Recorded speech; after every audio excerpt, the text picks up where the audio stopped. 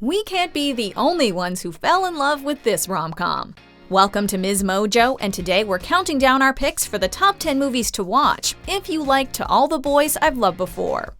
So if I went all the way across town to get you something that you like, then that means...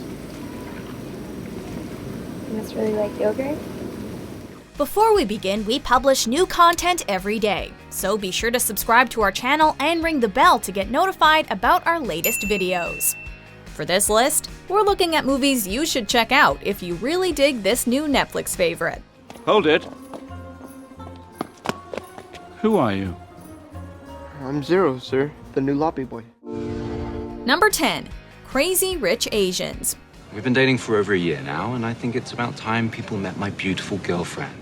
At the end of the summer of 2018, when To All the Boys I've Loved Before was released, it was often discussed in the same breath as another hella popular film. Why would they want to buy a rare Cambodian god?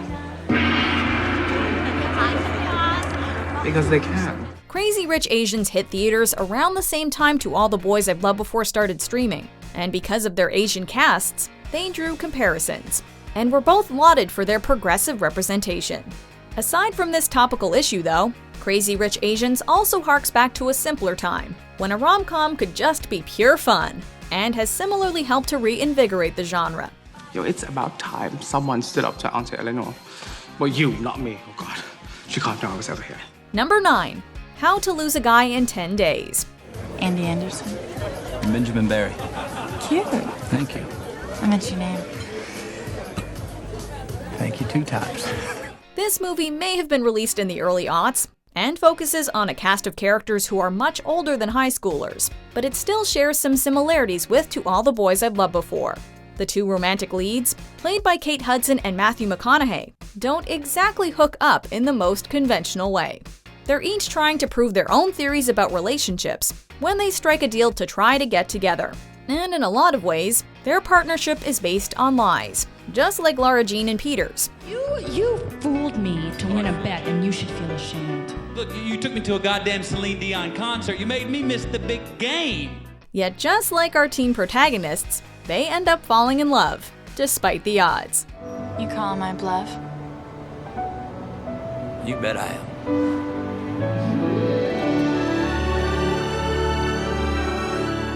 Number 8. Set It Up. All I care about is that I'm not still an assistant when I'm 28 years old. That's when it gets really sad. I'm 28. Oh my God, I'm so sorry.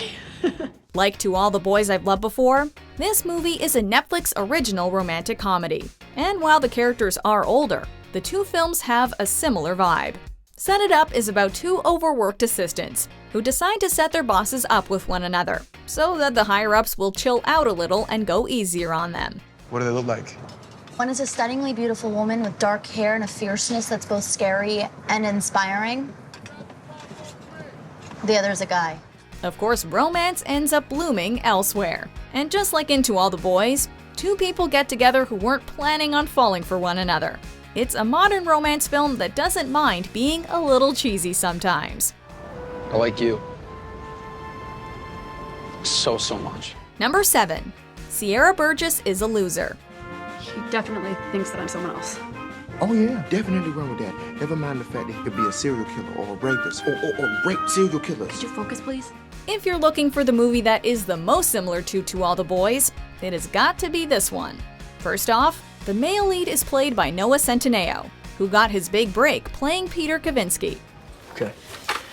Well, then this silence is me not telling you that I like you. Aside from that, it's also a teen romance with an unconventional narrative. In Sierra Burgess, which like a number of previous rom-coms, is loosely based on an old tale, this time that of Cyrano de Bergerac, a girl falls in love with a boy but pretends to be someone else in order to get him to fall in love with her, which leads to a strange high school alliance. I need to tell you something. You're gonna hate me. I doubt that. I don't really think I could never hate you, no matter what you tell me. Number 6. Nick and Nora's Infinite Playlist. This is amazing. You are literally like my musical soulmate. It's unbelievable. Just like To All the Boys I've Loved Before, the basis of this teen movie is that a girl needs a fake boyfriend. And just like in To All the Boys, the relationship doesn't stay fake for very long. I know this is gonna sound weird and I'm a total stranger, but would you be my boyfriend for 5 minutes? What?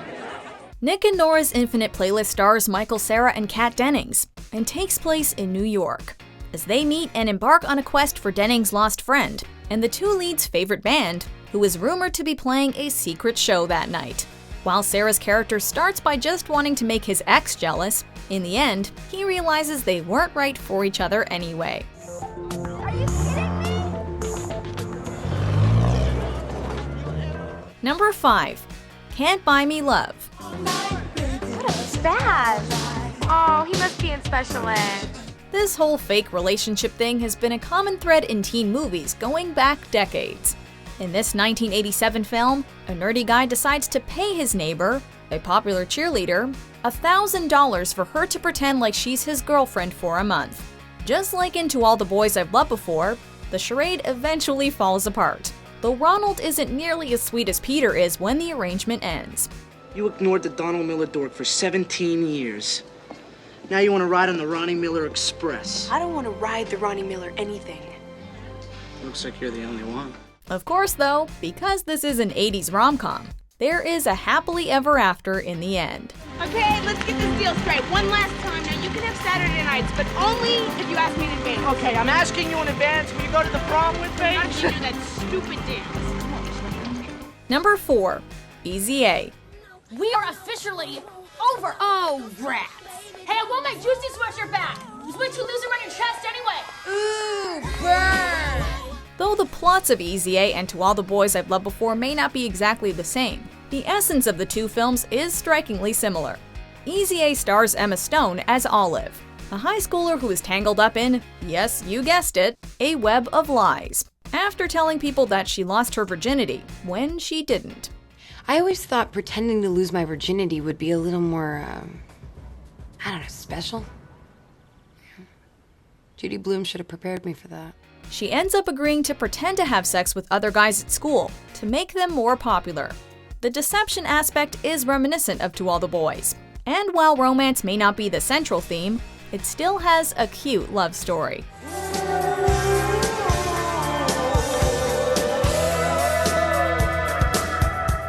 Number 3. Love, Simon. Sometimes I feel like I'm stuck on a Ferris wheel. One minute I'm on top of the world, and the next I'm at rock bottom. Over and over all day long, because a lot of my life is great, but nobody knows I'm gay. If you're looking for another modern romance flick, look no further than 2018's Love, Simon.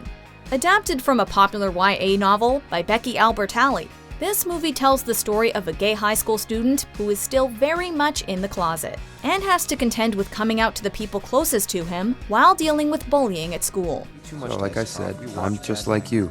I have a totally, perfectly normal life. Except I have one huge-ass secret. At its core, though, this is an adorable love story between Simon and Blue, an anonymous guy who he meets online, falls for, and whose identity he has to figure out. This one is a bit of a tearjerker, so have your Kleenex ready. You get to exhale now, Simon. You get to be more you than you have been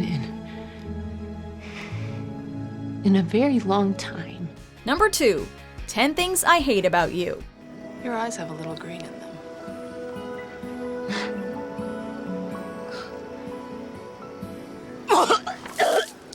Okay, we're not going to say that this is the best rom-com of the 90s. Fine, maybe we are.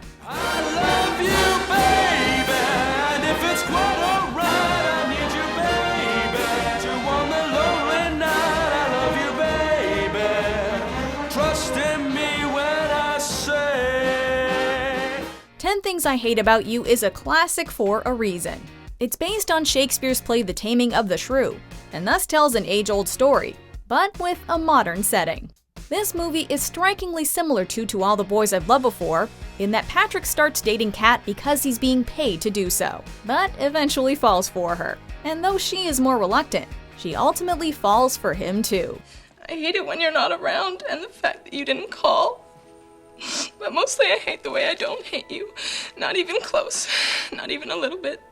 Not even at all. Before we unveil our top pick, here are a few honorable mentions. Why'd you really come here, Zach? I forget.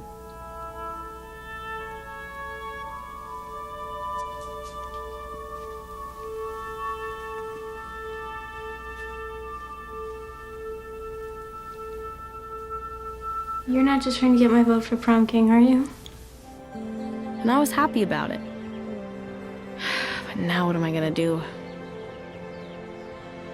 Ugh, this is all your fault, Kissing Booth.